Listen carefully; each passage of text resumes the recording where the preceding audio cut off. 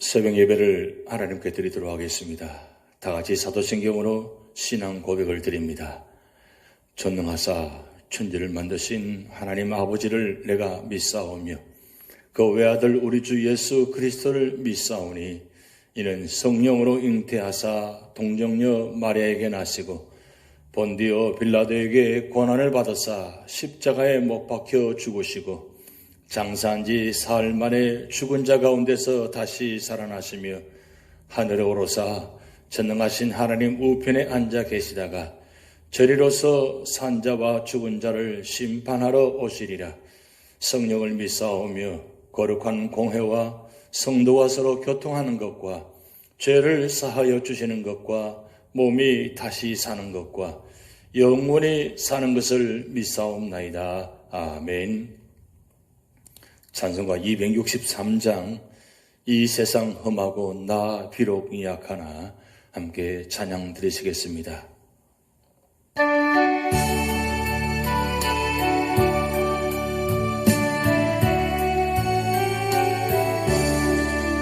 이 세상 험하고 나 비록 약하나 널 기도 힘쓰며 큰 권능 얻겠네.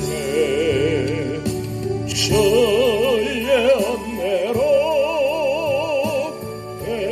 해석받아서 비와 같이 붉은 죄 눈 감치겠네. 주님의 권능은 한없이 크니 돌 같은 내 마음 건너겨 주소서. 주의 은혜로 해석받아서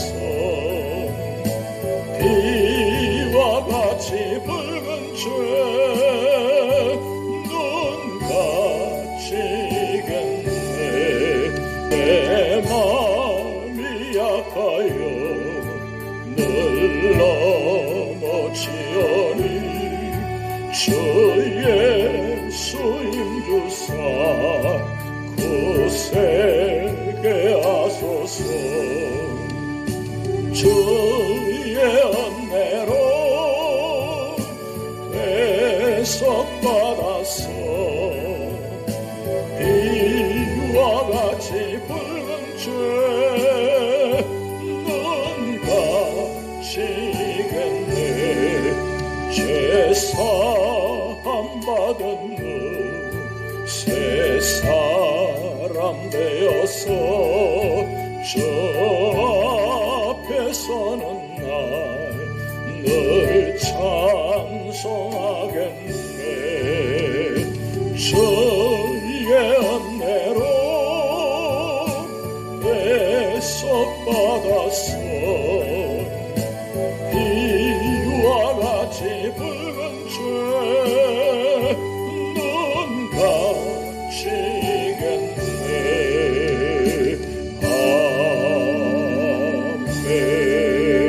아멘. 오늘 우리 교회에 주신 하나님 말씀은 출애굽기 23장입니다.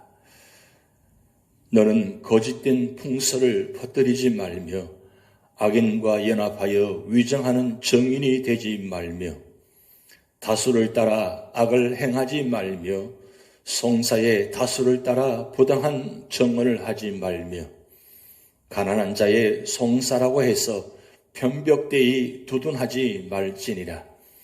내가 만일 내 원수의 길 잃은 소나 나귀를 보거든 반드시 그 사람에게로 돌릴지며 내가 만일 너를 미워하는 자의 나귀가 짐을 싣고 엎드러짐을 보거든 그것을 버려두지 말고 그것을 도와 그 짐을 부릴지니라. 너는 가난한 자의 송사라고 정의를 굽게 하지 말며 거짓 일을 멀리하며 무죄한 자와 의로운 자를 죽이지 말라. 나는 악인을 의롭다 하지 아니하겠노라. 너는 뇌물을 받지 말라. 뇌물은 밝은 자의 눈을 어둡게 하고 의로운 자의 말을 굽게 하느니라. 너는 이방 나그네를 압제하지 말라. 너희가 애굽 땅에서 나그네 되었었은즉 나그네의 사정을 아느니라. 너는 6해 동안은 너의 땅에 파종하여 그 소산을 거두고 7째 해에는 갈지 말고 묵혀두어서 내 백성의 가난한 자들이 먹게 하라. 그 남은 것은 덜짐승이 먹으리라. 내 포도원과 감람원도 그리할지니라. 너는 6해 동안에 내 일을 하고 7째 날에는 쉬라. 내 소와 나귀가 쉴 것이며 내 여종의 자식과 나그네가 숨을 돌리리라. 내가 내게 이른 모든 일을 삼가 지키고 다른 신들의 이름은 부르지도 말며 내 입에서 들리기도 하지 말지니라.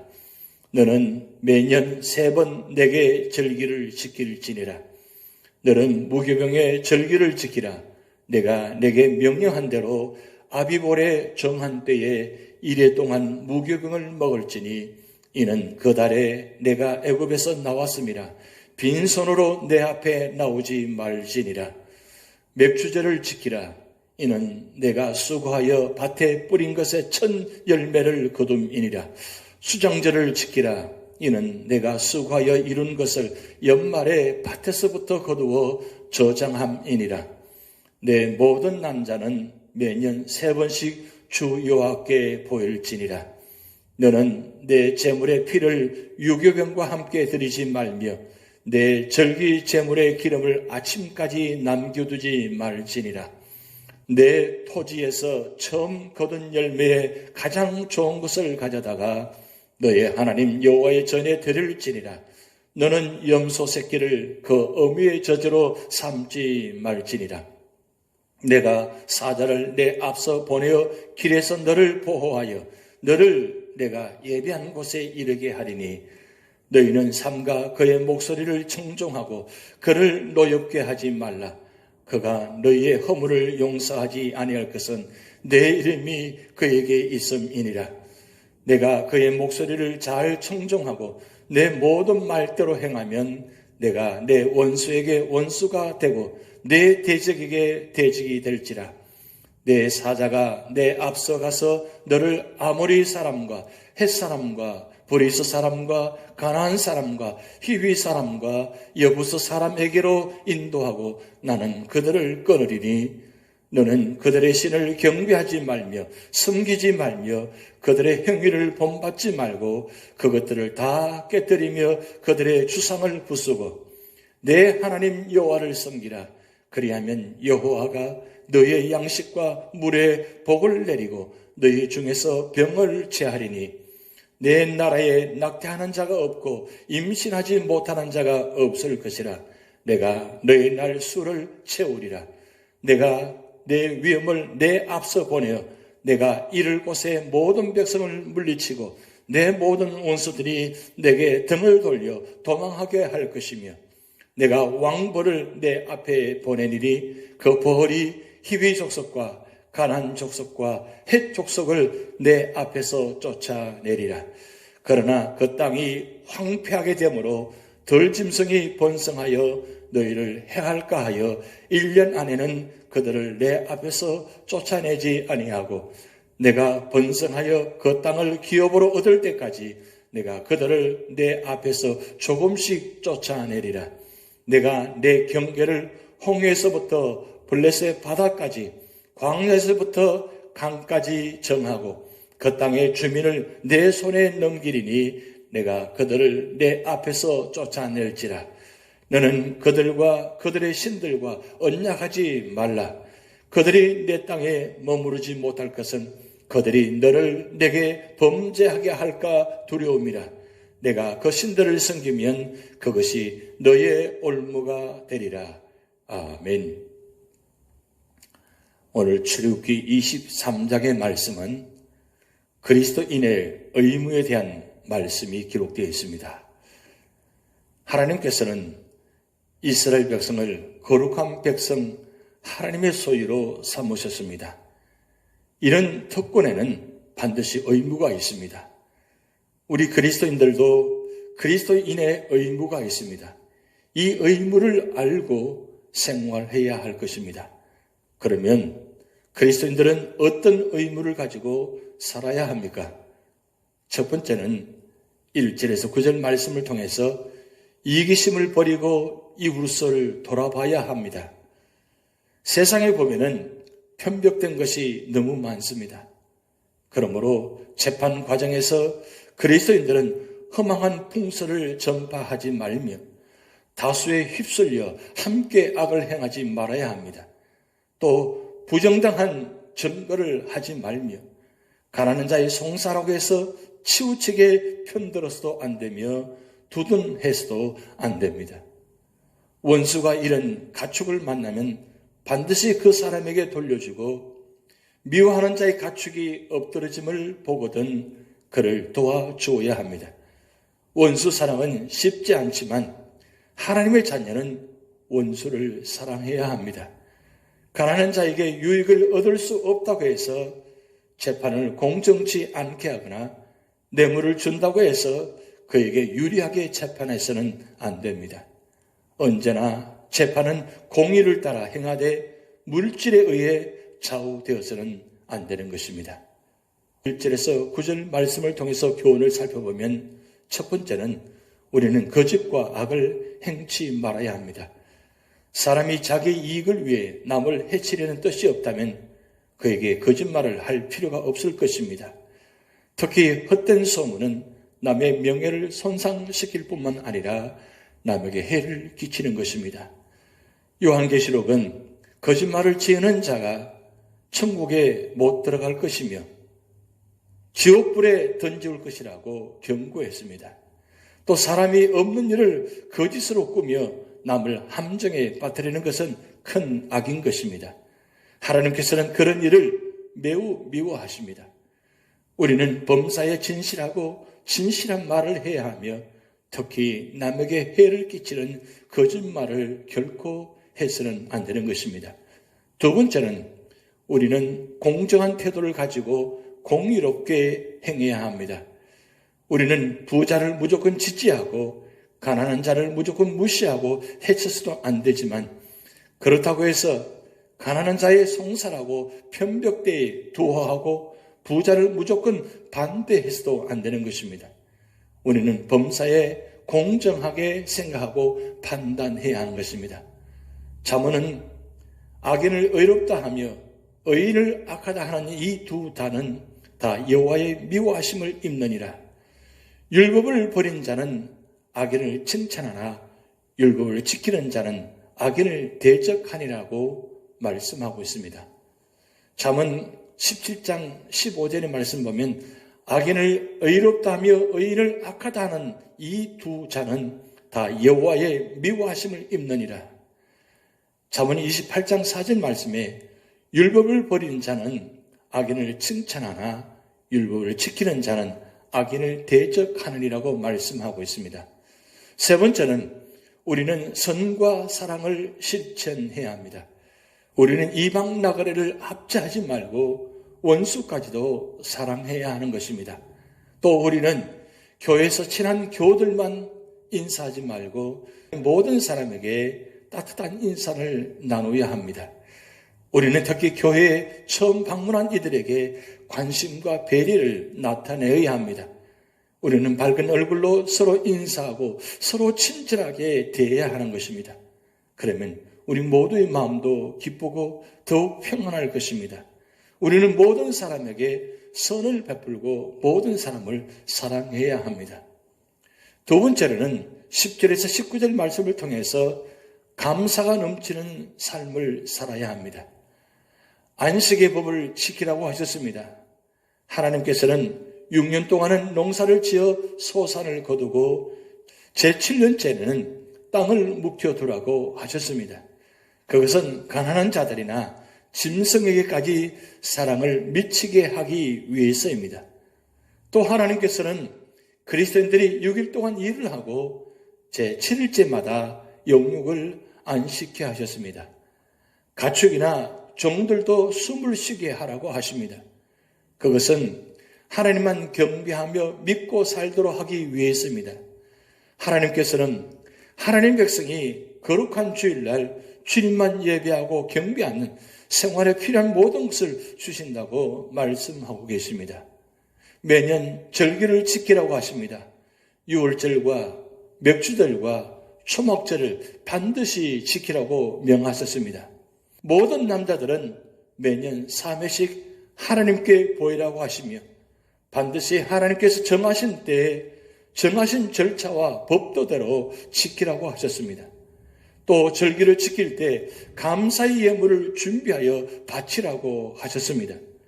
감사의 예물이 없는 경배는 형식적인 예배가 되는 것입니다.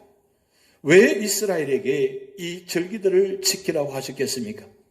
이 절기들은 애굽의 종살이에서 구원받은 은혜와 추수에 대한 감사와 광야에서 초막을 짓고 살던 그때 그 시절을 기억하며 감사하기 위한 것입니다. 오늘 10절에서 19절 말씀의 교훈을 살펴보면 첫 번째는 우리는 가난한 자나 덜 짐승이나 가축까지도 배려하는 자가 되라고 말씀합니다.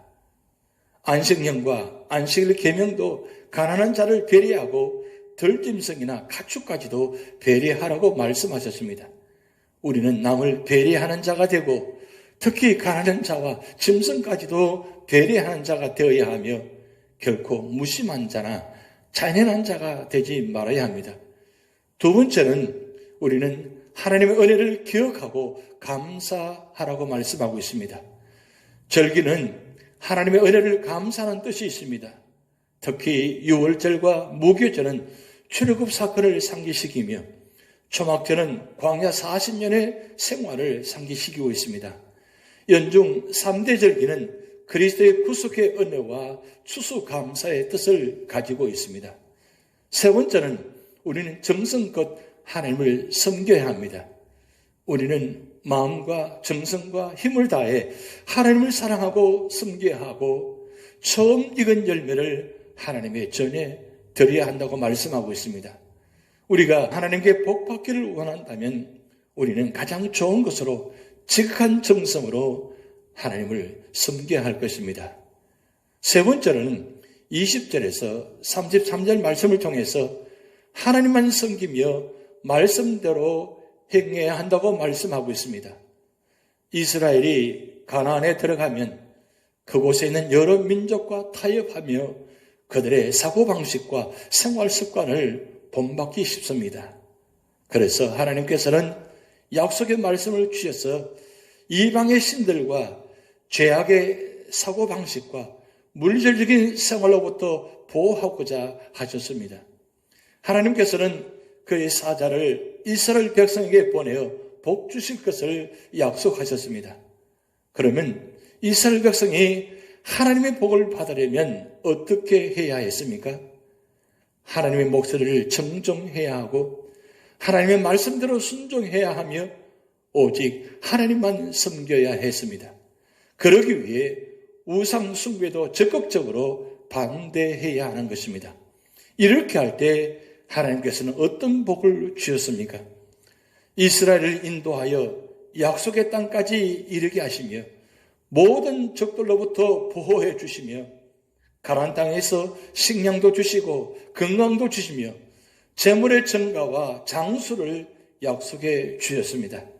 낙태하는 자나 잉태치 못하는 자가 없으며 가나안의 모든 적들을 무찌르고 승리를 주시겠다고 약속하셨습니다. 축복은 하나님 의해서만 주어지는 것입니다. 오늘 20절에서 33절 말씀을 통해서 교훈을 살펴보면 첫 번째는 하나님께서는 자기 백성과 함께 하시고 그들 앞에 행하신다고 말씀하셨습니다. 하나님께서는 그의 사자와 왕벌을 이스라엘 백성 앞에 보내실 것을 약속하셨습니다. 그것은 그가 그들과 함께 하심을 보조하는 것이었습니다. 신약 성도들에게도 말씀하셨습니다. 예수님께서는 제자들에게 마태복음 28장 20절 말씀을 통해서 볼지어다 내가 세상 끝날까지 너희와 항상 함께 있으리라고 말씀하셨습니다. 또 성령께서는 우리 안에 항상 영원히 거하신다고 말씀하셨습니다.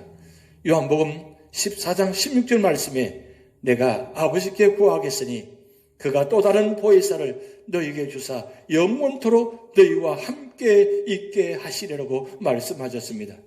두 번째는 하나님 백성은 오직 하나님의 음성을 잘 듣고 순종하며 그 명령대로 행해야 한다고 말씀하고 있습니다. 하나님 말씀의 핵심은 우리가 하나님의 음성을 잘 듣고 그것을 깨닫고 믿고 그 말씀대로 순종하여 행하는 것입니다. 모세는 신명기 10장 12절에서 13절에서 하나님의 뜻을 요약하여 말씀했습니다. 이스라엘아, 내 하나님 여호와께서 내게 요구하시는 것이 무엇이냐? 곧 내 하나님 여호와를 경외하여 그 모든 도를 행하고 그를 사랑하며 마음을 다하고 성공을 다하여 내 하나님 여호와를 섬기고 내가 오늘날 내 행복을 위하여 내게 명하는 여호와의 명령과 규례를 지킬 것이 아니냐라고 말씀하셨습니다. 예수 그리스도를 믿고 구원받은 신약 성도인 우리는 오직 신구약 성경에 기록된 하나님 말씀을 잘 듣고 순종하며 그 명령대로 행하기를 힘써야 할 것입니다. 세 번째는 우리가 성경 말씀을 잘 듣고 순종하면 우리는 평안과 승리를 누릴 것이라고 말씀하고 있습니다.